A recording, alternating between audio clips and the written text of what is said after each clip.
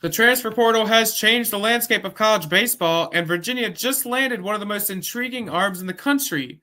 Lucas Hartman is coming off a dominant season, 5-1 record, sub-3 ERA, and a fastball that held hitters to a 180 average. Now he's suiting up for the Cavaliers as they reload under Coach Pollard, and they set their sights on Omaha. We'll talk to Lucas about his journey to UVA, his approach on the mound, life in the ACC, and what fans can expect this season. But before we get to that and talk to Lucas, let's talk about our friends at Mincer's. Whether it was your first step on the lawn or your first game at Scott Stadium, we all remember when we fell in love with UVA. And chances are, somewhere in that memory, there's a sweatshirt or tee from Mincer's UVA imprinted sportswear. Mincer's has been part of Wahoo tradition for generations, and now it's time to pass that love on. From baby gear to bucket hats, lightweight polos to game day accessories, they've got everything you need to dress the part, no matter your age or the weather. It's hot now, but the fall is coming fast, and with UVA football kicking off soon, there's no better time to stock up. Shop the orange tag sales now in store at the corner or Stonefield Shopping Center, or browse online anytime at mincers.com. Tradition starts here. Mincer's makes it easy to rep the Who's every season, every generation. All right.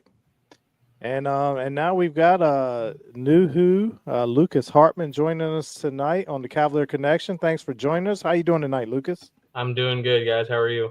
I'm doing great. Doing Good. great. Thanks for your time.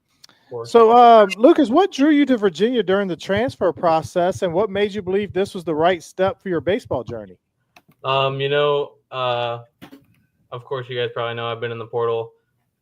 This will be my 5th time in the portal, so had a lot of interactions in there, and I think just knowing what Coach Pollard has done at Duke and being able to see the vision that he has for Virginia, I feel like that's something that I really want to be a part of. Yeah, we're excited to have you. What conversations did you have with Coach Pollard to help you make that decision? It was pretty much, of course, the guys that were transferring from Duke with him, but also the guys that were staying from Virginia and didn't go in the transfer portal. Just the amount of talent and depth, whether it be on the mound or in the field behind me, just the amount of great athletes that are going to be out there. It's going to be pretty awesome to see that. So I know you're coming in, new situation with Coach Pollard and everything, but are you familiar with the history of the program at all and the success that UVA's had over the years? Oh yeah, 100%.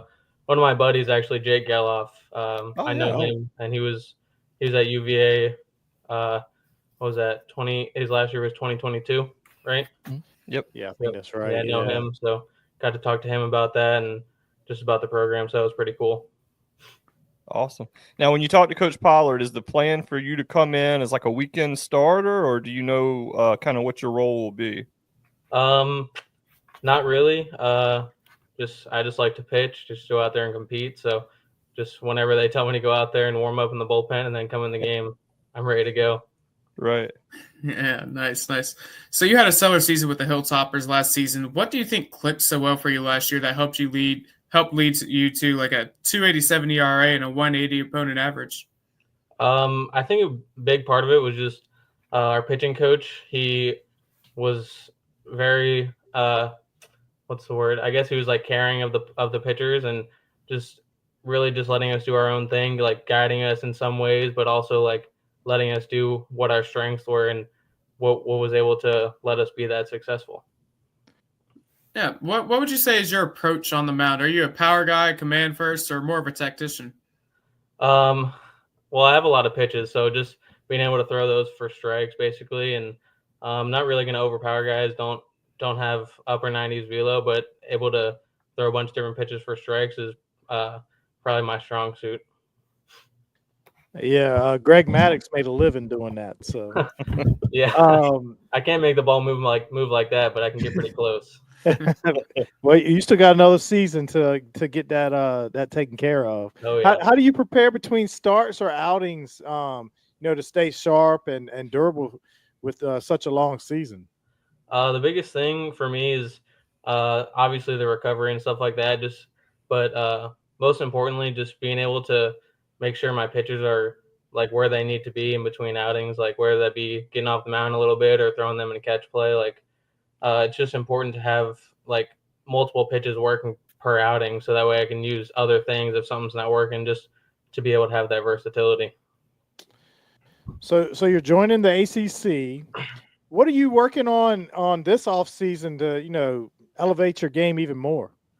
I would say the biggest thing is just getting stronger and just trying to prepare just the same way I did this past summer, going into Western Kentucky, just doing those same things that I did and being able to just have confidence that I can do the same thing again and just be prepared for that competition. So you said you had a lot of pitches. Can you kind of walk us through your arsenal and Yeah. You get to a big moment in a big spot, got to throw a strike. What's your go-to? So I got a 4-seam fastball. I got a cutter, working on a bigger slider like a sweeper. I got a curveball and then a splitter as well. And to answer your other question, hopefully in a big spot, hopefully all of them, but my favorite one, probably the cutter. It's just easiest pitch to throw for a strike, and it's like I can throw it to either side of the plate. Just being able to throw that to lefties or righties, I think that'll probably be my best pitch in that spot. Awesome, yeah. The Mo Rivera, the Mo Rivera cutter would be that's something we'd love to see. Yeah, I'll take that one for sure. So you talked about, you've been in the portal quite a few times. What advice would you give to somebody, going into the portal? Maybe you picked up something, along the way with how – I know we talked to football players and basketball players, and literally we had one of our Virginia football players, former players, Nick Jackson. He entered the portal, and he was driving home to South Carolina. I believe it was South Carolina. And he said when he entered the portal before he left, did all this stuff, when he got home, there was already a coaching staff waiting for him at his house just from the drive home. Is there anything crazy like that with baseball? No, not from my experience. I'm sure some of my teammates that have gone in the portal have had those experiences, but I feel like not for baseball that much. But probably the biggest thing is trying to maybe find someone to reach out to that's been on that team or played for that coaching staff, just to be able to know what you're going to get yourself into. Because when a coach is trying to recruit you, I guess like they could say something that doesn't really happen, but I think being able to have those guys that are able to tell you what really goes on, I think that's super important in the decision-making process. Oh yeah, for sure. Yeah, nice. What's one piece of advice you'd give to a high school pitcher who's trying to make it to the next level? Well, right now, probably throw hard. That's what I mean. If you're gonna throw at the Division I level, you gotta throw hard in high school. I mean, maybe get out to some camps. We had a lot of guys at camps this year that have even signed to Western Kentucky that were at the camps that I coached at. So those are pretty important to go to those. Just maybe reach out to some coaches. I know when I was in the not as much in high school, but when I was in the portal a couple years ago, I sent maybe 75 to 100 emails out to coaches, and all you need is just one to get back to you, and then you're good. Yeah. Awesome. One of the toughest parts you'll face as a pitcher, in my opinion, adversity. How do you deal with adversity? I think you just got to accept it, honestly. It's obviously going to happen. Like, you're going to have bad outings.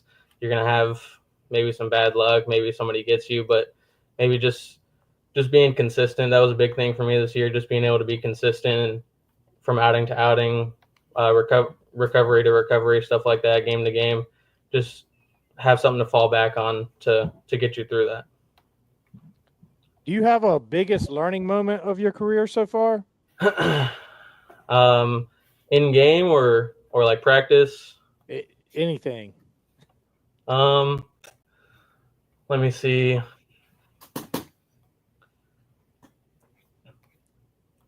I think I would say biggest learning moment would be getting ahead, like when I'm facing guys, like whether it be starting or whether it be relieving, just being able to get ahead, because the stats say, like, when you're getting behind, it's not good. So just being able to throw strike one, or even maybe strike one after you get down 1-0, just be able to get back in the count and establish the strike zone. That's really important. Yeah. So we've talked about Greg Maddox and Rivera. Is there a pitcher that you model your game after in college or the pros? Not one specific player, but I do like to take a lot of things, like mechanics wise, from a lot of different players. Obviously, some of them don't pitch like me or don't throw like me, or maybe they're even left-handed. But I think you can take some things from a lot of different, like, really talented pitchers. So I would say the biggest one right now, obviously, Paul Skeens is really good. Jacob Mizorowski, very good.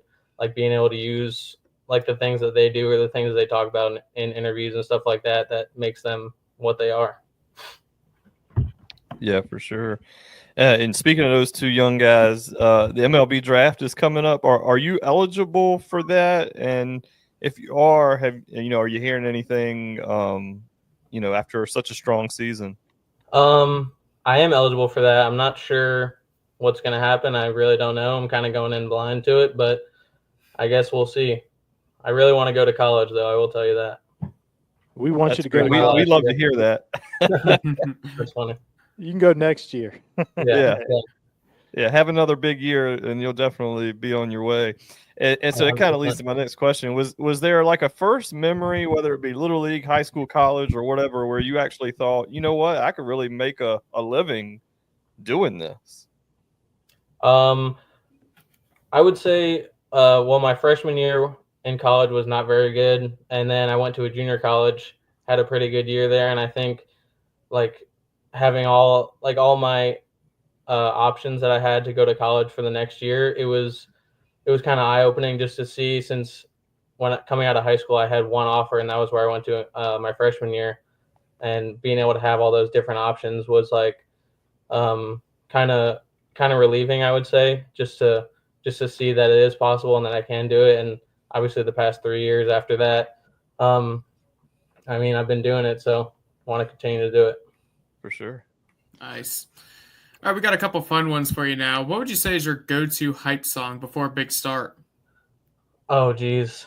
It's probably changed. It's probably changed a lot, but my walkout song this year was Our Way by Revolution. It's more of like a chill song, but I think it got me like in the mood, like not in the mood, like it just like calmed me down, like whether it's a big moment or big pitch that I needed to make coming late in the game. But that was something that, that song, I listen to it all the time now. That's nice. You mentioned Paul Skeens earlier. Would you consider him your favorite MLB pitcher to watch right now? If not, who?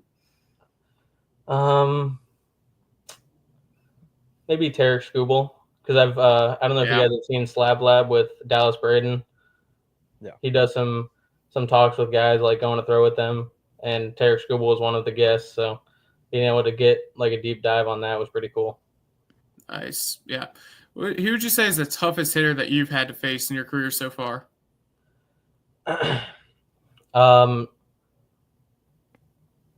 Let's see. In high school, I faced James Wood, and then college, and then in college, Nick Kurtz hit a home run off me. Oh man, yeah. So probably them too, because they're both. Did you keep Wood in the ballpark? Yeah. Thankfully, that's a win. Yeah. Do you have a favorite ballpark that you've played in so far? We played at Vandy this year. That was really fun. Oh, yeah. What about, is there one food that you like to have on game day? Steak. Steak. All the time. That's not bad at all. Yep, all the time. Get to the major leagues, then that's where they have steak all the time. Yeah. It's not a problem. So if you weren't playing baseball, what sport would you play? Oof.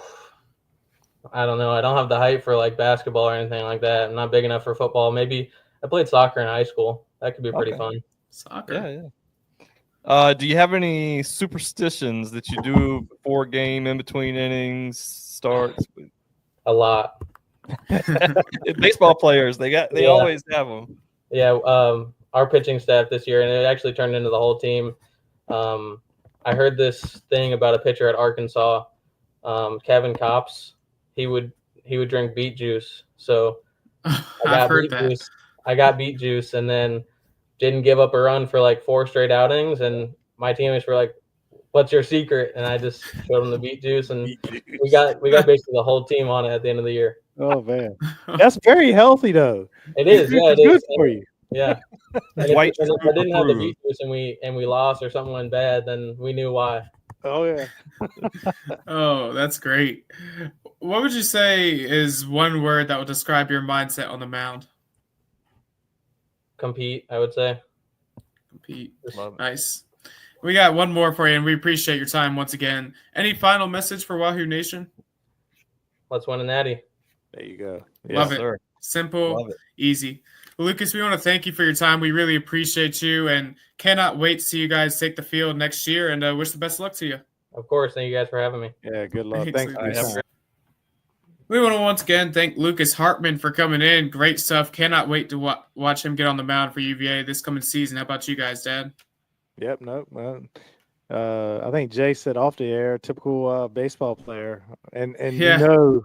You know, baseball players, the superstitions run wild with baseball players too. So yes, the beet juice, my one of the ladies I work with, she's trying to get me to drink beet juice in the worst way. I can't stand beets. I'm not drinking beet juice. It's so healthy for you. I don't know if y'all heard me, but I said when he said that, I said that's Dwight Schrute approved. Oh, you know. I didn't even hear you, but you're right. That is Dwight Schrute approved.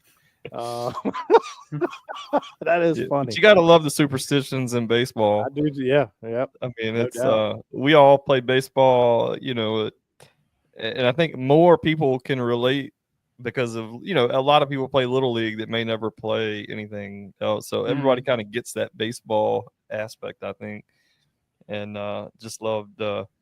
I mean, the guy's, you know, competitor. That was what he said. You know, compete. And Coach Pollard is a blue-collared coach, you know, and he loves those guys that are going to compete. And I think he'll fit in well. You know, if he pitches as well as he did last year, there's no reason he wouldn't pitch on the weekends.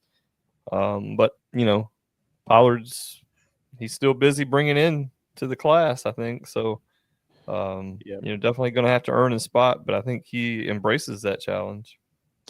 Yep. And real quick before we go, so just a couple things. Go to the CavalierConnection.com, the CavalierConnection.com. We've got news articles left and right, just populating through. We got all sorts of folks submitting articles, and we're getting them up. Jay, we just released one from Jay. What if Virginia football would win and get the top recruits out of Virginia? What would that look like? And so he's got a new one that's out. We got our Fridays with Steven. My mind just around the grounds with Steven. That'll be out again on Friday. He gave us a nice history lesson this past week. And then we got Jay's brother. Some people call him 2.0. Some people call him Rabbit Ballard, but he's jumping in on the mix. And this is a guy who's a baseball guy, actually. And so he'll have an article released as you're watching this, probably this evening, a baseball article that he's written. And there's more folks on the way. We had Connor. I was gonna say Connor. A little flavor of everything, talking about the music at the football games, and we've had baseball, we've done football, we've had basketball. Also, more to come, more guests to come. Jay had to create the Google Calendar today because there's so much happening. I can't keep up with it. When you get an old brain, I was like, Jay, I don't know what to do. We need to get something on the calendar because people ask about different things, and I'm like, well, are we available then? I don't even know. So some exciting interviews. We've had football. We got basketball. or not basketball, football and baseball coming up. And then also, Ball Hawk's going to come back on with us. Jackie's coming back on with us. Hope to get Hootie back on, Jerry Radcliffe. One big guest. I mean, I guess we can say it. You think it's okay to say it? We got the yes that he would come on, but it won't be for a few weeks. None other than John Gruden's Jake Malasek coming on later this summer. Yeah. Love that guy. Love John Gruden. And so I'm sure Jake, he's got some good Virginia takes. He'll be interesting to talk to as well. Can't wait for that. Yep. So anyway, a lot coming up as we lead into football season, and then, the football talk will be coming. So exciting stuff. Well, that's going to wrap us up. We appreciate all of you for listening. Once again, big thanks to Lucas Hartman. That was real fun. And for myself, my dad, and Jay, this is the Cavalier Connection. Go Hoos. Go Hoos.